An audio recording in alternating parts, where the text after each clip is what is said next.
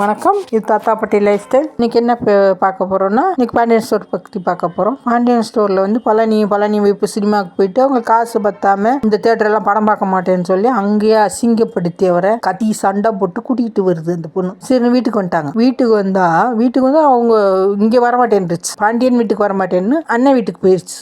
அண்ணன் வீட்டுக்கு போனால் இவரும் போறாரு. என்ன திரும்பி வந்துட்டு ஏன்னா காசு பத்தலமாம்மா, அதனால வந்துட்டோம் அப்படியே நல்ல பிள்ளை மாதிரியே ஏதோ பேசுது. 200 தான் வச்சிருக்காரு, 100 பெட்ரோல் போட்டு மொத்தமே 300 தான் கொண்டு வந்தாருன்னு.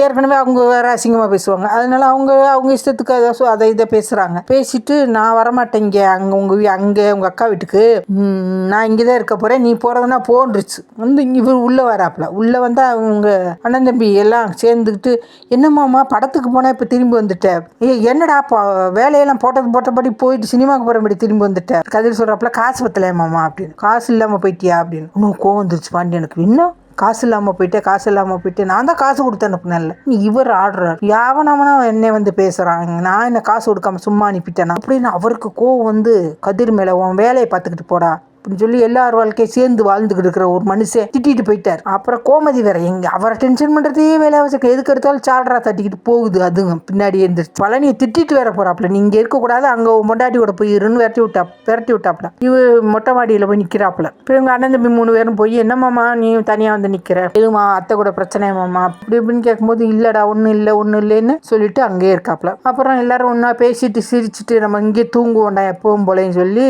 எப்பவும் போல அங்கே தூங்குறாங்க. சரவணன் மட்டும் இருந்துச்சு, நான் வீட்டுக்கு கீழே போய் படுக்கிறேன், அண்ணி தனியாக இருப்பான்னு சொல்லி வந்துட்டாப்புல. மித்தவங்களாம் அங்கேயே படுத்துட்டாங்க. நல்லா என்ஜாய் பண்ணாங்க, படுத்துட்டாங்க. வந்து மகிழோட அம்மா வந்து ஃபோன் பண்ணி நீ வேலைக்கு போகிற கஷ்டப்படுற, ஒரு குழந்தைய பற்றிக்கிட்டேன்னா உன்னை போக விட மாட்டாங்க வேலைக்கு அப்படின்றாப்புல. அதை வந்து இந்த பொண்ணு புருஷங்கிட்டையும் சொல்லுது மகிழ் வந்து. ஆனால் அவர் சொல்கிறாரு குழந்தை பெற்றாலும் ரெட்டை பிள்ளை பெற்றாலும் எங்கள் அம்மாட்ட கொடுத்து நீ வேலைக்கு தான் போகணும் அப்படின்னு சொல்லிட்டாப்புல.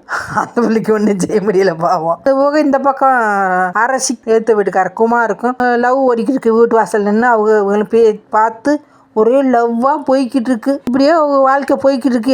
என்னென்ன கலகம் வரும்னு தெரியாது. கலகமோ கலகம், நாடகம் பூரா கலகம். வணக்கம்.